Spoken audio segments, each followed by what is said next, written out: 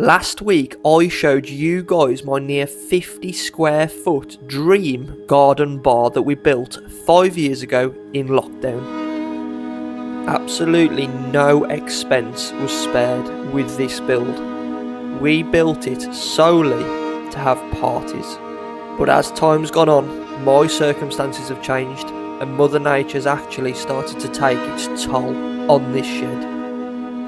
So I've got a new vision for this building, but with a new vision comes a lot of refurbishment. But luckily, refurbishment is my bread and butter, so let's get straight into it. Welcome back to episode 2 on refurbishing my dream garden bar. In the last episode, we removed the huge island in the middle of this shed to make this room feel a lot bigger. The countertops and the units underneath we actually reused on the back wall of this shed, so we've now got a huge run of storage. Everything is pretty much in place along that back wall. The other thing we started cracking on with was actually relaying this floor. We got about 3/4 done and then we actually ran out of full tiles. So the first thing I want to do in this episode is actually get this flooring finished and down.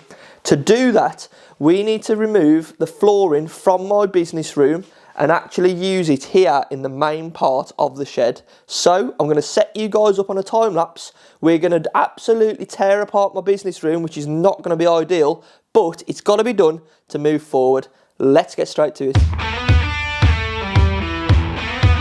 So before I could think about even laying any sort of flooring, I actually had to make a workable area. So I thought I'd clear some space. And I know for a fact one of the hardest things it's going to be to refurbish this shed is actually space. Just to keep moving everything around takes so much longer than it looked on camera. I then started moving all my heavenly belongings out of my business room and ripping up that floor that we needed for the main part of the shed. And you'll see here I actually started laying the right hand side of the flooring down to make a nice long row ready to start from left to right on the next row. And once that was done, we could then get that under counter fridge out of the way and start laying underneath where that fridge is actually going to be sitting, because we need it to be nice and level to look flush with the cabinets. After a quick bit of multi-tooling, we actually got the old floor out and put the new floor in so it sat nice and level and the fridge went back in. I could then work my way along, going down that long row of cabinets, putting in all those little fillets. And let me tell you, this was one of the most awkwardest jobs I've ever done. I was on my front for I'd say over 2 hours. Even though this video looks highly sped up, it took ages. And I thought I'd just give you this quick view just as to how tight it was under those cabinets. Bearing in mind this flooring system works by actually angling it at 45 degrees to actually click it down into place. It was just physically impossible to get under those cabinets and click it in, so I had to do the best I could. And after throwing multiple boards across the garden in frustration and swearing a hell of a lot, it gives me great pleasure to say the floor is actually complete. Once this floor is put down, I don't really think it's meant to be clicked back up and relaid again. A lot of the boards actually look okay, but the problem is you've got a groove on the board here, and if this groove snaps, it's totally useless. When you click it in, it just falls away from the joint and you get a big black line down the joint, if that makes sense. So for example, this joint's nice and tight. If that groove snaps, this joint just falls away from each other and the board ends up separating. Now initially I thought, oh, we've got a whole room worth of boards to use, we won't have a problem. But in this room, for each row, there's only actually 2 full boards, the rest are cuts. So for each row we only had 2 full boards, and we still had about 15 full boards to install in here, so it was so tight. But now this is done, there is a few other issues. I decided to cut all the wood in the shed rather than outside to keep the garden nice and tidy. But the shed now looks like a bomb's gone off in here. It looks like it's snowed, is the best way to put it. So I've got to go around now with the hoover before we do anything else and actually tidy this up, because the floor is very slippy. Luckily, I just invested in the Mac Daddy brush, and let's just say this paid itself off very quickly. don't forget, while this project's going on, I've actually got my laser cutter set up pretty much 24/7 to keep my business going. We've got a lot of work coming through the doors, so I actually had to take the time out to make sure that it was set back up correctly after removing all that floor. And to my surprise, first go I plugged it in and it was still calibrated. That is good news. Now that the laser machine is set back up and working, we can actually crack on with all the orders that have come through over the weekend. And one of you guys that was watching the last video has actually ordered a house sign, so shout out to you. The next step on this shed is actually going to be removing these wardrobes and the wall that's behind them. So we need to get this booth cleared out the way, we need to get this floor ripped up, the wardrobes cleared out, and then we can look at actually taking this part of the wall down to make it back into one big room. Again, storage is going to be a big concern, and I actually keep a lot of spare number plate stock in here and it's all organised very neatly. So I'm going to transfer this onto one of these shelving units that I've got, so hopefully I can drag this around the room and it doesn't really matter where I put it, it's still somewhat organised. So to gain access to the wall that we actually wanted to take down, we had to get the wardrobes out the way, and to get the wardrobes out the way we had to remove all the stock and contents that were in them. I can't actually believe what I've just found. So after all that effort of pulling up this floor and really stressing about not having enough boards, I totally forgot I had a pack and a half, which is like 13, 14 full boards spare in the cupboards. Oh, that would have saved me so much time yesterday. What can you do? Let's keep going.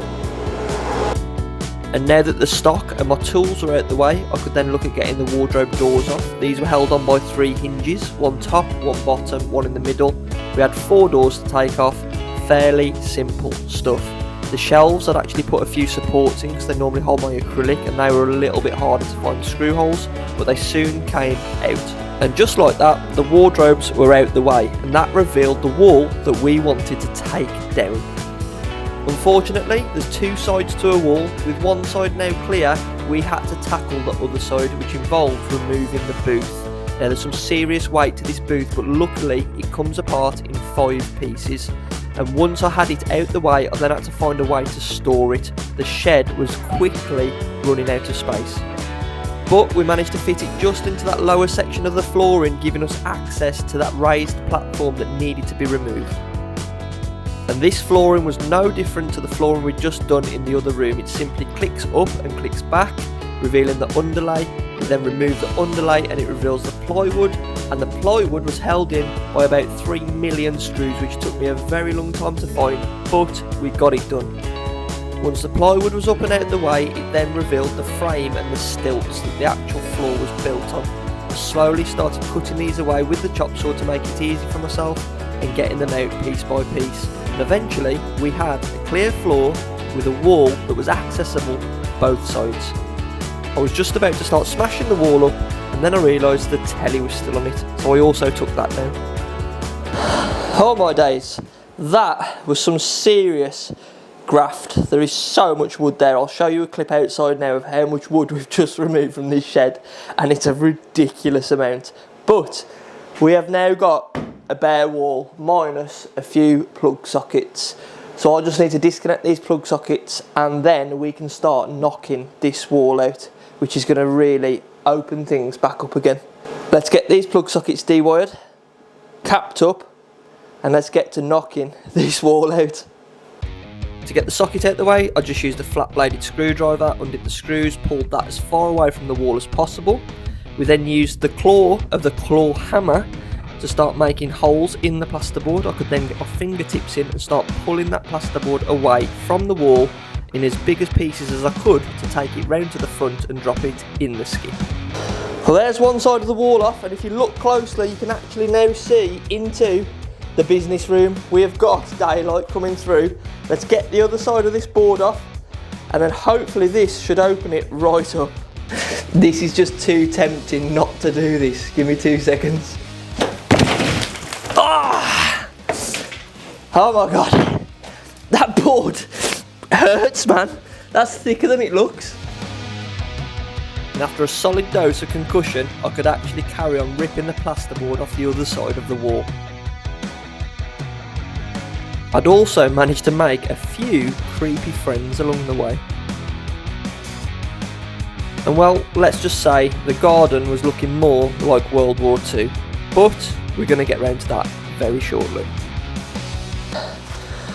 Oh, right, we're now at a point where we can see through into the main part of the shed, but I am quickly losing daylight, so I'm going to call it here for a night and come back to stripping this frame out in the morning. I'll see you then. It is Monday morning, and after the demolition job that we started doing last night, the shed is very dusty and it's not a good place to be working in at the minute. I've got an absolute ton of orders to get cut on this laser before we can get cracking on with removing this wooden frame of the wall. I think the first thing we need to do is have a little tidy up and actually get this laser cutter on and get these orders out the way. Let's not waste any time. Let's go. So if any of you guys are curious as to what products we actually make on these CO2 lasers, I'm going to give you a quick preview now. In the last video, one of our viewers actually messaged us saying, how do I get a house sign? I sent him the link to our website and he placed the order straight away, and this is his house sign now made. So to you, sir, a huge thank you for supporting me and the businesses. Next up, we've got a custom Jaguar plate holder for someone's car, so the number plate sits on top of this holder and you get the nice little emblem below. And finally, we've got a full AMG plate surround. Now these things look incredible once they're on the car. And the beauty about owning this CO2 cutter is the files are actually quite long, so while they're on and cutting and earning me money, I can actually crack on with the refurbishment of the shed. And in this case, that meant tidying all the floor up. And once that was done, we then actually had to pack all the orders as well in bubble wrap to make sure they're nice and protected, ready for the post. Me and Lewis then took on the task of moving everything that we'd taken out of the shed from the garden round to the front and dumping it in the skip. And as you can tell, I was pretty happy that I had somewhat of a clean garden back again. Sarah and Leo then joined me up the shed and we started clearing out the bar area, because the next part of this video I was actually going to start making a lot of mess. And for anyone considering DIY, I would probably get the grandparents to look after your 18-month-old, because they do make it kind of tough. They want to touch everything. We are now at a point where the bar's stripped down. I've put a little bit of protection down for the flooring just in case, but we need to address this leaking roof situation, as you can see here, where it's actually dried out. It's blue, this whole sheet of plasterboard. The centre one appears to be okay. You'll see this line here where it's kind of blew it. This one seems to be okay, and this one is also gone. So I think not only we've got one leak here, we've also got two. Now my initial thoughts are the leak's coming from here above these shelves and running this way. And the reason why I say that is if you look this side of the roof, there's absolutely no damage whatsoever. It appears mainly there, then it's coming this way. And initially when it was leaking really badly, I actually poked a hole in the ceiling here to release the water, and you could see it literally running along here and then coming out here and dripping down. So the next question is, where's the leak coming from and why has it happened? This shed's been up for nearly 5 years now and I've never had a leak until this point, but I've just got the ladders off the van and you'll see that this is the roof to the shed, and this probably puts into perspective just how big the shed is. So we have got full sheets of this aluminium, I believe it is, or rolled sheet steel, I can't quite remember, but you'll see that the sheet is totally full until this point here, and the shed's obviously a little bit too long to have a full sheet, so we've slid this back on itself, and I think we actually siliconed down here if I remember right. And my thoughts are this shed roof is bone dry at the minute. It has been like 20, 22 degrees in the UK the past few days. But if you look on this joint here, roughly where we think the one leak is, you'll see this water that's still sitting here. Now the strips on this roof, so they start large here and they get narrow there, which creates that fall. The water should be running along here, off the back of the roof into that guttering. There's no blockages in the guttering, I've already checked that. So I actually think this water is running down here, and rather than running off the end into the guttering now, part of it is coming back to where that split is on this roof. Now I'm going to try and prove that theory. I've just filled a jug of water up, and we're going to pour it where we think the leak is, which is roughly here. So hopefully this water now should run down, and if we actually follow it all the way to the end, it should go over that strip and run off the roof, which it looks to be doing. However, I actually think part of it's coming back and getting under here, and I don't know how well it's going to pick it up on camera, but can you see how the moisture's here, and when you push down on it, water actually comes out of it. You'll see on that bit there. Can you see it? We're getting really close. There is water sat in there.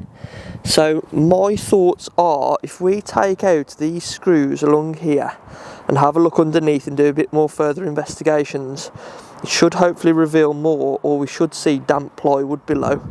Now if that is the case, I think I'm going to take the screws out, pull it back and put a really big layer of sealant along that edge, and hopefully that should solve the issue. So I've been racking my brains as to exactly how this leak started, and I noticed the marks on the roof actually was about November 2024.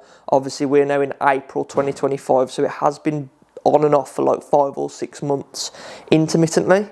And in November we had a lot of snow, and I actually think the weight of the snow on the roof may have bent the joists just slightly, and then obviously that actual sheet roofing has bent also, and it's broke the seal on the sealant that we originally used, and that's letting the water come back through.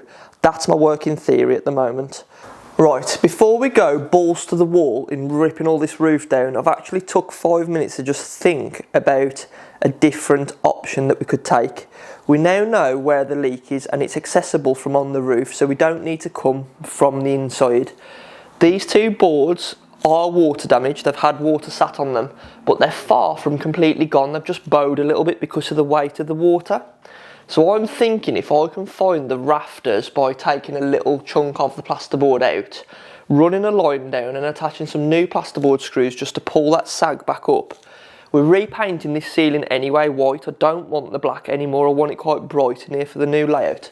So do we even need to take these plasterboards down? Can we just screw them back up and paint over them? To take them down is a lot of work. We've got a multi-tool all the way around, get them down very carefully without knocking any further plasterboards either side of them, which I don't even know is possible without knocking them.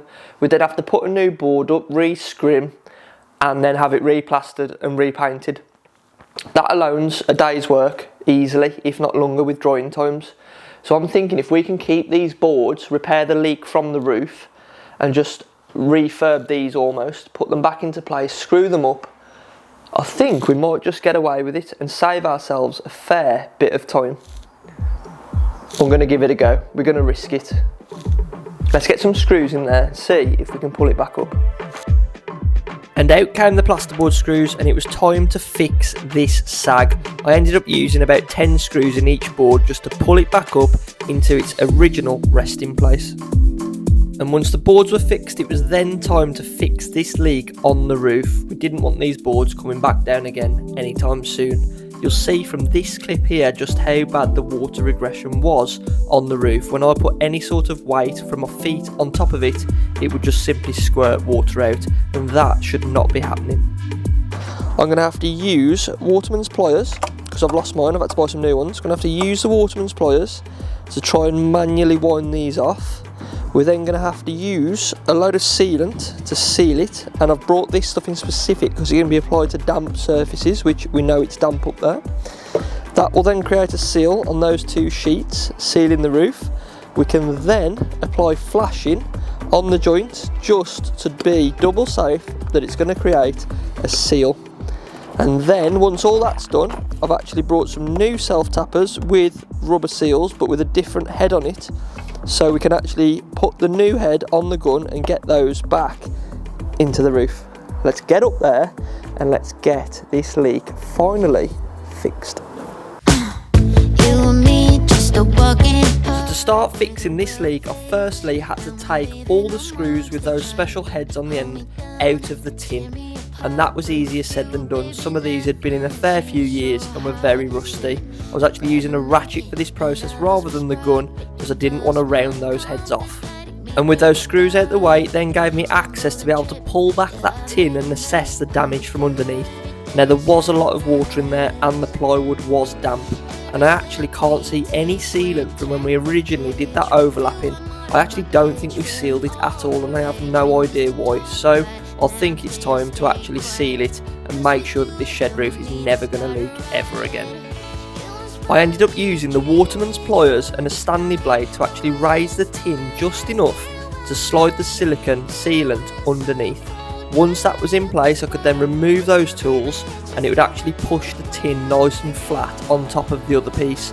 There was about a 30cm overlay between each piece, and there was a lot of sealant. I was using that much that I was actually getting it to squish out onto the roof of the shed, and I was then wiping that back with tissue, as you'll see in this clip.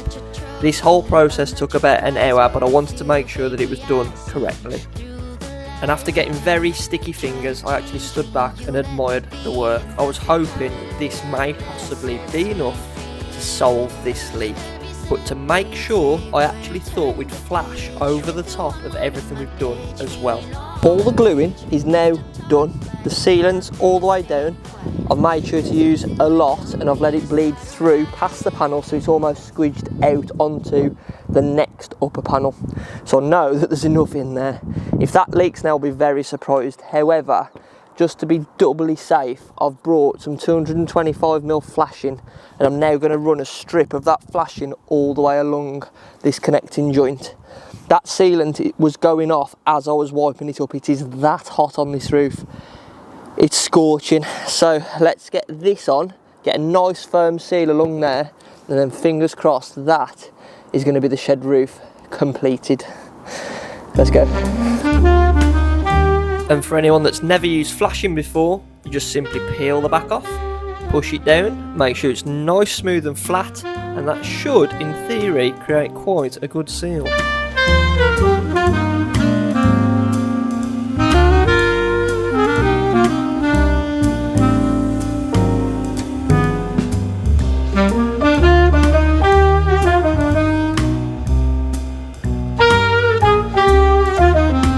Well, I've taken the time and done everything properly. Every single lip of this roof has had its own tech screw in with a rubber washer. It's now been flashed and it's now been sealed underneath with a lot of sealant. If that doesn't solve this issue, I personally don't know what will. I'm sure the roofers in the comment section are going to be aggravated about something, but honestly, I don't think that's a bad job at all. It looks very neat and hopefully it's going to solve the leak. Let's get back inside. The truthful answer is, until it rains, we're not going to know if the work I've just done on the roof is going to solve that issue with the leak. Now, it is currently nearly mid-April in the UK, and for some reason the weather is super warm, so we're going to have to wait for some real torrential rain to test that ceiling. So I don't really want to do anything else or look at doing anything with those boards until we have that rain, so I can just see if we're still getting that leak. In the meantime, I want to focus on the business area of the shed. I'm hoping to get this section finished first before anything else that we do. The next step on finishing this section of the shed is actually removing this stud wall. Now, it's a fairly easy thing to do normally. The only problem was everything was screwed from that side and I'm keeping this far wall in place, so I can't see none of the heads of the screws without disturbing this side of the wall, which I don't really want to do. So what I'm going to do, I'm going to try and take out the noggins in the middle and find a way to wiggle this apart without actually damaging any more of that side of the wall. We're then going to rebuild this wall basically here in front of the camera to create a dividing wall for the shed. So that side will be for leisure, this side will be for business. It'll all start making sense very, very soon. I know it's a lot to take in at the minute, but just bear with me. Let's try and get this wall down.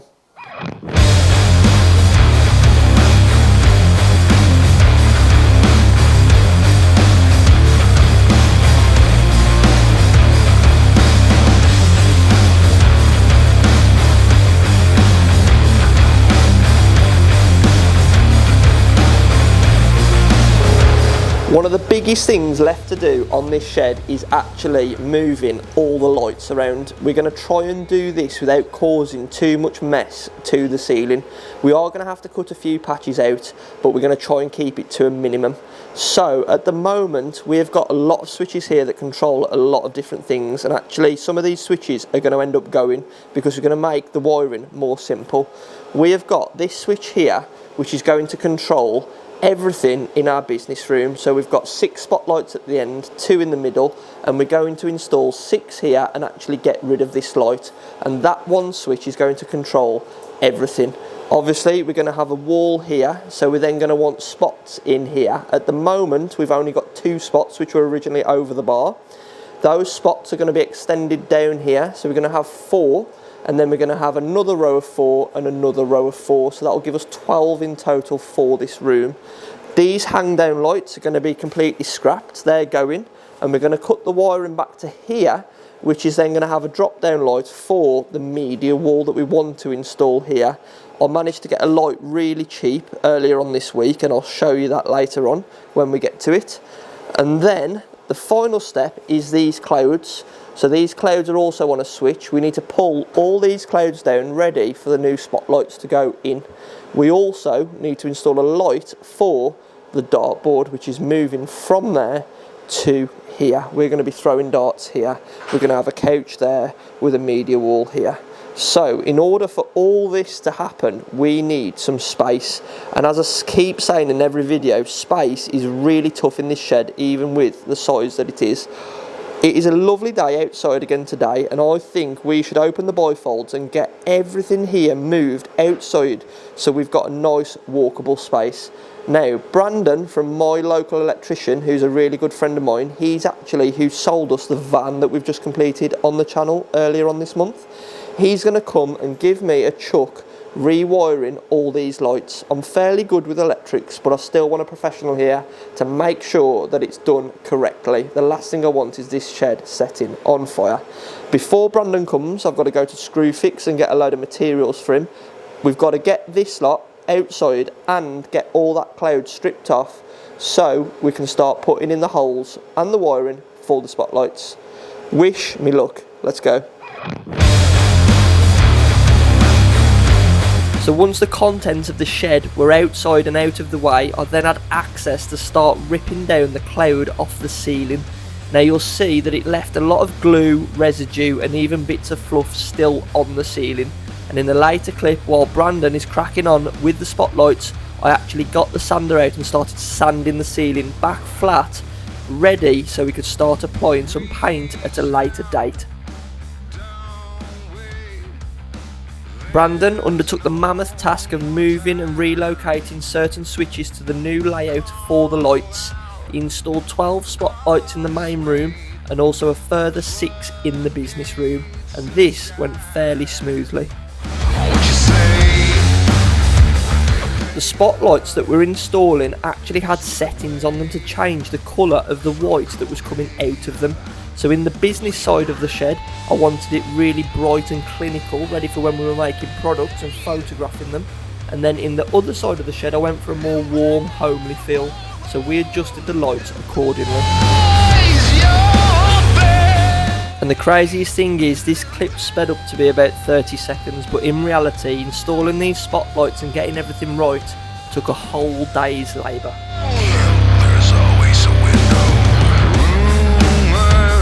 Although I don't need the floor to be laser flat in the shed, I needed it better than what it currently was. So I broke out the self level and made it just that little bit smoother.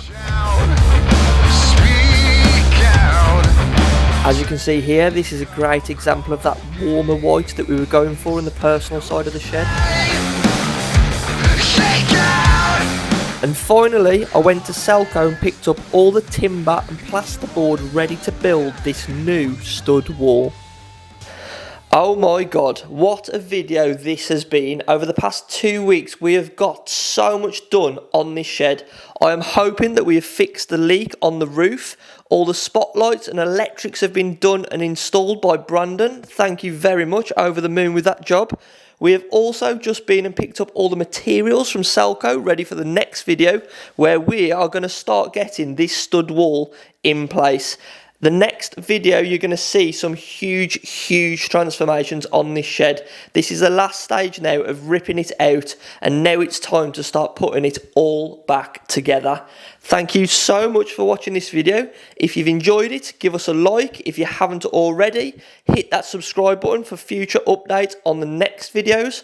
I can't tell you exactly when the next one will be out, but I'll try and get it done as quickly as possible for you guys. Thank you so much for watching, and I will see you in the next one. You got me feeling like a firebolt high in the sky, looking like a thunderstorm, boy.